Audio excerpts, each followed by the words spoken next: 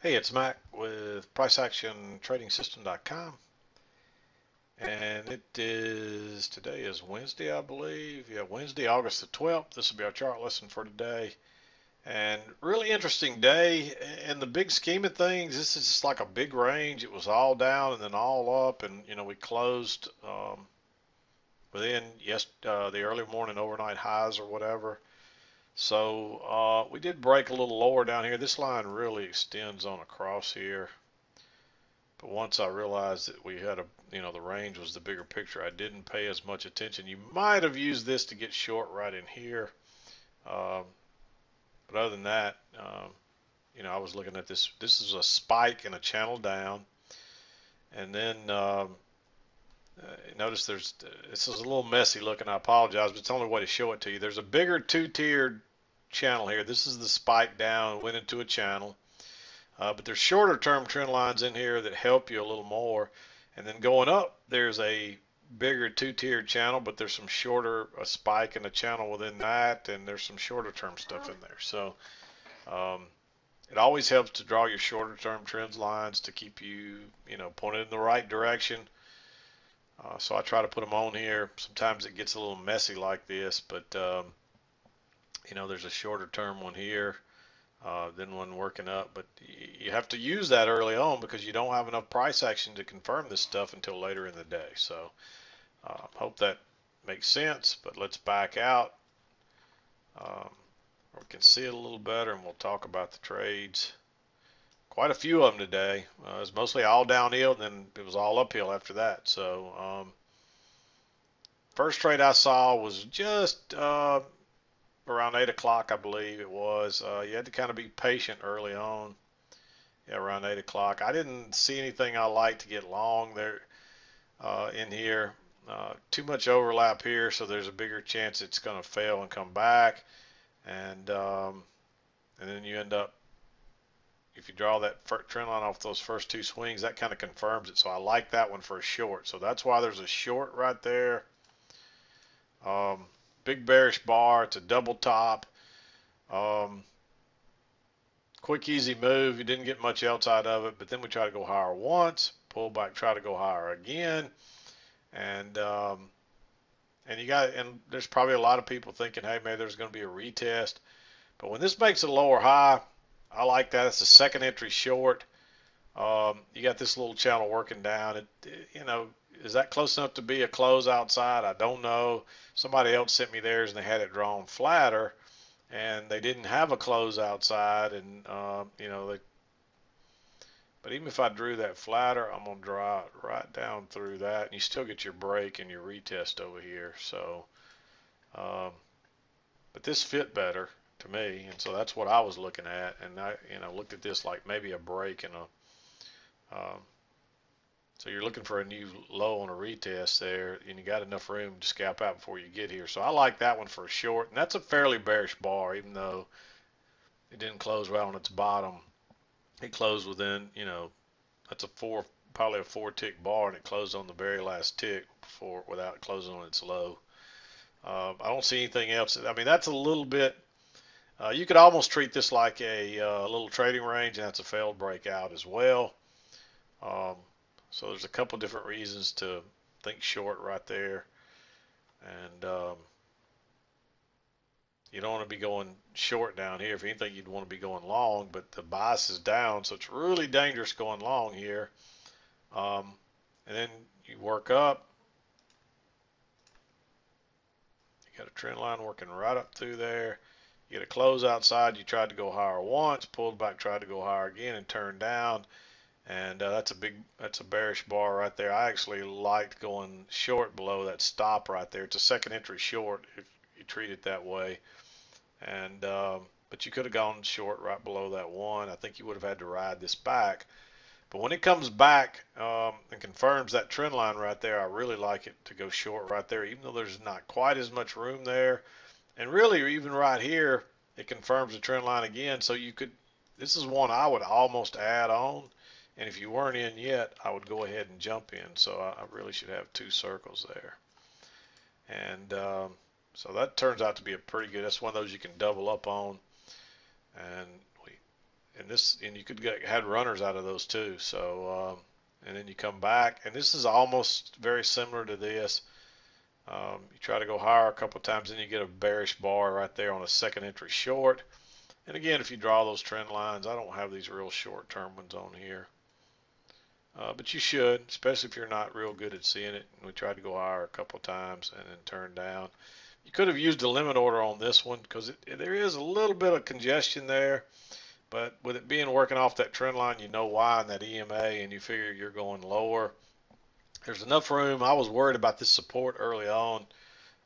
Didn't turn out to be much until it came back for resistance, and then so turned out I shouldn't have been worried about it. But you can't get short right into that, and that's the reason there's no shorts marked here, because we bounced there, and it looked like we were going to try to bounce again. There's a little breakout pullback short right there, but I don't like that one. There's not much room before this low. There may be enough room to scalp out, but I wasn't crazy about it. It looked like our momentum was waning there. And there's a chance there's a midline right there. I wasn't 100% sure about the bigger channel yet, but you can see prices bouncing all the way down through there. And so that's something else to be worried about going short right there. It does pull back and test it right here. And it broke higher and then turned down. And so this one really should probably be green. I didn't like it because you're going short down here into this support, the low of the day. But if you see this other channel and you see this midline, there's some reasons to want to take that one. So if you saw that, I'm okay with it being green. If you didn't see that, forget that it's even green and just ignore it. So I'm going to mark it green for those of you that are a little more advanced that might have seen that. And I know there are some of you because I see your charts and you see this stuff. So I'll mark that one. Then you get a two-legged pullback with a second entry short right here. I didn't like this signal bar here on the second entry. I didn't like that one, but when we got this big bearish one, just go short right there. And if you could get into that one, that was a nice trade. And if you drew this line up here and pulled it down, where does it bounce? To the tick right off of it. But you don't want to be going long in here because the bigger picture's down, and you got this shorter term one in here that I was paying a lot of attention to, really more than the bigger one. And we're climbing up it. You get a break here, move to a new high. It's tempting to go short right there, but I think you're better off to wait. And then your second entry is not a very good signal bar. But then you get this one with a little bit higher low and really bearish looking, so I like that one. Just enough for a scalp. There's some reasons to even be concerned about that one. There's some support across there, but notice how it breaks lower. So that's like let me go ahead and draw it because some people won't see that. This is like a little breakout pullback short. And you can see it went lower, pulls back, and then it gives you a little second entry right there almost. So I like that one. And then it bounces. But again, I don't think you want to be going long up through here, even though we're headed to this other area here, to the other trend line. I think you're better off just to wait. And you actually come back and you test the original trend line, but you don't have a setup. And then you try to go higher, and you don't have a setup. And then you try to go higher again. And I'm guessing they probably trapped some longs here, but you got this little spike in channel, and there's no break or retest. So I was leery of it, but there's enough reasons for an aggressive trader to consider that one. So I did give it green, and then when we came off this little shorter term trend line here, then you figure we're going lower. And I really thought we would probably try to go ahead and make a measured leg off this first move down, but we didn't. It ended up bouncing. I was a little surprised when it bounced right here, but it still was a good trade. And then it takes off. You get a first entry short, you get a second entry short. So there's a failed second entry short there, but I don't think you're going to trap a lot of people there, fool a lot of people into going short.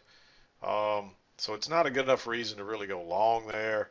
I just think it's too risky trying to get long up in here. I don't see a setup that I really like.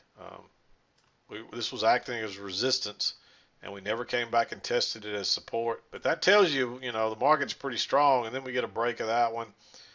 Look at this little trend line, the break, the new low. That's a second entry long. I like that one. It's right off the. You may or may not have had that midline right there. I drew it off these first two. I originally had it a little higher, and when this one closed lower, I pulled it down. And so once I had that line, I pulled it down here and thinking if we ever come back to it, but that also helps you find this midline. And of course, it bounced right here later, so that would have helped you with this trade as well. And but I like this second entry. Break, new low, bounce off the EMA, pretty much the midline of this two-tiered red channel. Um, nice quick move. And then there's a little two-legged move in there. Um, and you end up drawing your trend line here, but you probably wouldn't have had this trend line yet. Um, this was really your first two swings. If you drew it really off the two lows, it was a little bit lower originally, like right there. And there's still nothing wrong with it being there. And notice where it goes right through that gap. That tells me that's probably right there. I love those gaps. And, you know, people tell you that's a coincidence, but there's something to it. I see it gap over these lines all the time. So nothing meaningful that I found other than it tells you you got your trend line in the right place most likely. So if you went to a smaller chart, you'll see a clear second entry there. This is a form of second entry. It's hidden on this chart, but it's there. It's a fairly bullish, it's a bullish reversal bar. Even though it looks like a doji, it could have easily ticked one tick higher and closed on its high, but it's still a fairly bullish bar. And that's a nice move. But I did mark that one green because most people, that's a little more advanced. Most people aren't going to see that. And then it pulls back here. And this is a first entry. And if you draw your little trend line, you will see that there's no break and retest. You might consider this all a break and retest in one, but that's really pushing it. But there's a lot of people that are going to go long on that bounce off the EMA with that bar right there, that little reversal bar, small bullish bar. Turns out to be a good trade, but that's in hindsight. So you just have to, I mean, I just think it's too aggressive, I'll be honest with you. I think you're better off to wait. And you get another one here, and it bounces off the midline again. And that's another reason that you might want to take that one. But you got to figure, especially when you overshot the line up here now, you're figuring, you know, that's usually a clue you're going to the other side. And you may even get a break or a close outside. And that's a perfect two-legged measured move there. See the first leg. So that's a second entry long. Nice bullish bar. Didn't break above it, but it tested the line again, and that confirms that trend line. So I like going long right there above that. And that's one of the best trades of the day. And it's right after 1 o'clock. And so that took you right on into the 2 o'clock hour. And there's actually another failed second entry short right there. Notice that new low, pull back first entry, pull back second entry. And so you could have gone long there. It probably deserves a green one. But that late in the day, I just think it's really risky to risk that entry. But it goes on to be a good trade. So, and that's pretty much it for the day. So I did want to talk about one other thing. Lately, it seems like I get email after email about people having a failed trade, and they're saying, "Hey, I saw a failed second entry, and I thought for sure this trade would work. You know, what did I misread?" Well, just because you see a failed second entry, just understand that they're all over these charts. But that doesn't always mean it's a great setup. The idea behind failed second entries is they trap people. They fool a lot of people into entering in the wrong direction, and they trap people. So if you look at it and it doesn't look like a lot of people are going to get fooled or trapped, it's probably not really a good trap, and you shouldn't be trading it just because you see a failed second entry. And there's a lot of them on these charts, and you know, this is probably a good example of one right here. Notice that high right there. There's a first entry pullback, and there's a second entry right there. But how many people do you think are going to get fooled going long right there? There's a few, but that's not going to fool a lot of people. It still would have worked. You would have had to ride back the little pullback. But that's not going to fool a lot of people. That's not even a nice signal bar. Generally, traps will have something like a, not always, but generally they'll have a big, if it to the long side, they'll have a big bullish bar and one tick above it, and then it turns and goes the other way. Now, right here, this trapped a lot of people to the long side. Um, Notice how it reversed real quick and kept going as quick, easy scalp, and then it even pushed one more lower. That probably trapped some people, but um, just remember that. I hope that's clear. Just because you see, just like right here, that's not going to fool a lot of people probably to the long side. Even though there are some that are going to try to get long off these lows, you're going to need a better setup than that to fool a lot of people. And really all they did here was fool the longs. And if you were paying attention to this trend line, you realize you don't want to be going long right there yet. It's suicide. You may see it do just like this, but there's nothing in the price action telling you that. And 9 times out of 10, it's not going to do that, although this is one of those times where it did. And that'll keep you trying to do it over and over and over. And there's another thing here on this one. There's your first leg up and then your correction. So you're looking for this next move to be a measured move. And notice that. And so we'd kind of overshot it. So that would have actually given you another reason to consider entering right there. So, but yeah, I hope that's helpful on the failed second entries. Don't just take failed second entries because you see one, because they're all over this chart. If we're trending down, you're mostly looking for them to the upside. And if they're trending up, you're looking for the failed traps to the downside. So just keep that in mind. I hope that'll be a little bit helpful to somebody. But it seems like I've gotten that question over and over, and they just think they found the greatest failed second entry ever, and then they're scratching their head why it didn't work. Well, it didn't fool anybody. If you spot it real easy, it's probably not fooling you. It's when they get a little harder to spot, and it is tempting you to go in the other direction. That's when it's likely to be a trap. So, hope that's clear. I did want to share one other thing. Let me pause the video. Okay, I got this guy's email open. Real interesting email. These are the kind I like to get. Hey Mac, he sent me to this yesterday. I believe this was yesterday. Yeah, this was yesterday. Hey Mac, one of my better days, so thought I would share it with the fella that helped me get to this place in my trading. He goes on to say, all about the rules and being confident in the setup. Once the rule set is met, I look for a trap catching traders on the wrong side. I've mentioned this to you in the past, but I think since then the rules have taken on an even deeper meaning. There are 2 items I am always paying attention to, the rules and the trend lines, and those are critical. But he goes on to say, once I trust my read on both of those, I sit patiently waiting at key levels for trades with the trend to set up. Good stuff. Finishing up the day with plus 8 points. And he signs out with his name. And I won't share his name because he didn't tell me I could say his name. So, but that's what we're doing this for. That's why we do this, is because people, after a while, if you study this hard enough and you stay with it long enough that it starts to make sense, it gets a whole lot easier. Does that mean it's easy? No, but that means it gets easier and you get better and it starts to make sense and it starts to click. And, it never fails. About once every so often, we'll get a bunch of people that'll come in and say, this is hogwash. Nobody can do this. This is BS. And,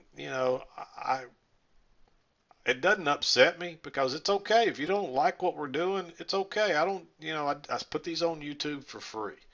They're there. If you find value in them, you can use them. And if you don't, then that's okay. But I always respond to people the first time. If they continue to stir the pot, I'll just ignore them. But the first time, I think everybody deserves a legitimate answer to say, hey, this stuff really works, whether you know it or believe it or not. Just because you can't see it doesn't mean it doesn't work. And I'll give them that opportunity. And past that, if they want to continue to argue and tell me that one setup looks exactly like the other setup when If that's the way it looks to you, then it's obvious you don't see it. And I can assure you there's differences. And you can read the price action. You can make money consistently every day. And the ones that argue and try to tell you you can't, they're the ones that donate all the money to the ones that can. And that's simple as that. And I know that there's people that'll say, hogwash, that's your prerogative. But if you want to learn to trade and make money consistently, the only way to do that is to read a chart. If you can't read the chart, you can't make money consistently. You might get lucky and make some money, a few days here and a few days there, but in the long run, you're not going to make money if you cannot read this chart. And I don't know any nice way or simple way to put it. I'm just being honest with you. Most people won't tell you that. They'll try to sell you whatever you want to buy. And I'm telling you that for free. So if you don't believe it, just keep trying and you'll see. Keep donating your money or quit trading live, get on the simulator, learn how to read this chart, and prove to yourself it can be done. That's the two options you have. And I just hate to see people. The one thing I always tell people is don't trade a penny of your money live until you can do it on the simulator. I mean, you can sit there and watch this simulator all day, every day with the same live data that you can trade from. And so it's not, it works exactly, they've improved sim trading. It works exactly like real trading now. So if you can do it on the simulator, that means you have the knowledge to do it live. Still doesn't mean you can flip over and go live immediately and do the same things, because there's that mental switch that you have to. So you're still going to struggle a little bit when you go live. But what I'm trying to get across to you is if you can't do this on the simulator if you can't trade for a month on the simulator to make money, there's no way you can trade live and make money. So get that in your head and try and save your trading capital. And trading does not make you a better trader. Just getting on there and trading. What makes you a better trader, and I say this all the time and people do not hear it, so get out your pencil and paper. This will be the best free information you ever got on day trading. What makes you a better trader is to get on here and trade, and don't worry about being wrong or right. Try to follow the rules, try to be profitable, but don't worry if you're not. Just trade, take as many trades as you can, get as much screen time as you can every day, and then when the real work starts is at the end of the day, you sit down and you study all your trades, you study this chart. What I would do is I'd sit down and I'd study every trade first, and I'd say, hey, what did I do right? What did I do wrong? And if I had a loser, I'd try to figure out why. That's how I learned this stuff. Just sitting here studying charts day after day after day. And then once I got through studying my own trades, I would start over here and I would start looking for where did all the big moves come from? And inevitably, they're always off the key entry points, which is the EMA, your trend lines. Look where all the big moves generate from. It's no secret. And it's there if you just learn how to see it and find it. Where do all the big moves generate from? Off these trend lines. And those are the key entry points. Trend lines, EMAs, and horizontal support and resistance. They're all the same.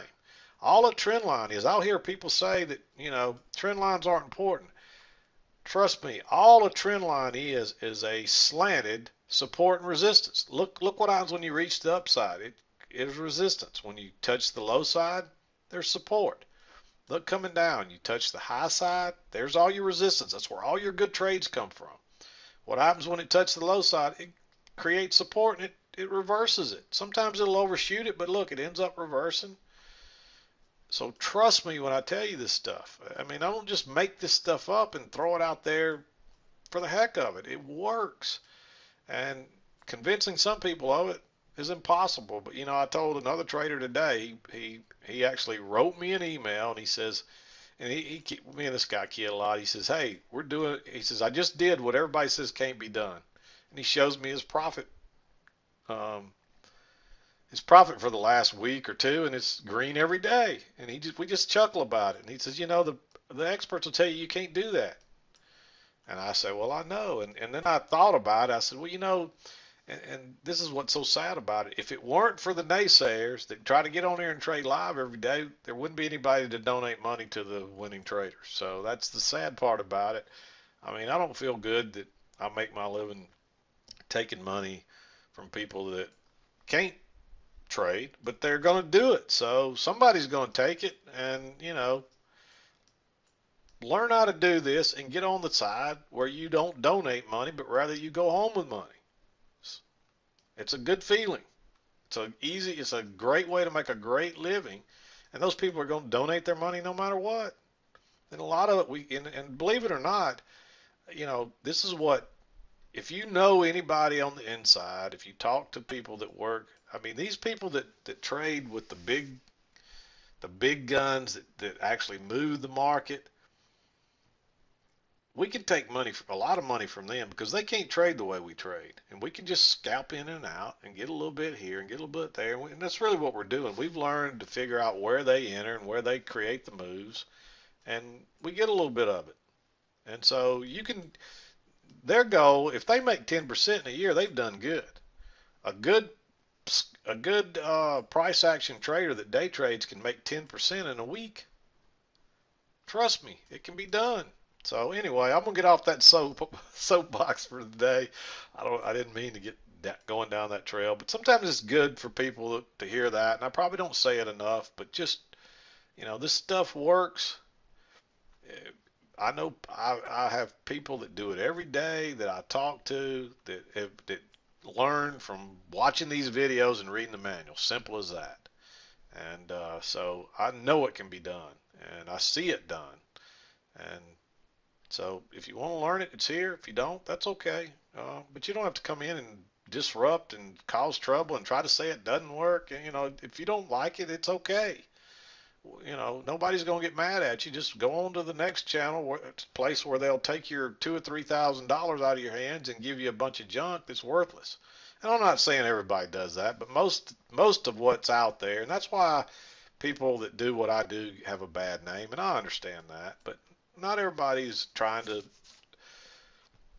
take your money dishonestly by selling you something that doesn't work. If I didn't believe in this, I wouldn't waste my time doing it. I promise you I wouldn't. So anyway, I'm going to wrap it up for today. This is Mack with PriceActionTradingSystem.com, and we'll see you next time.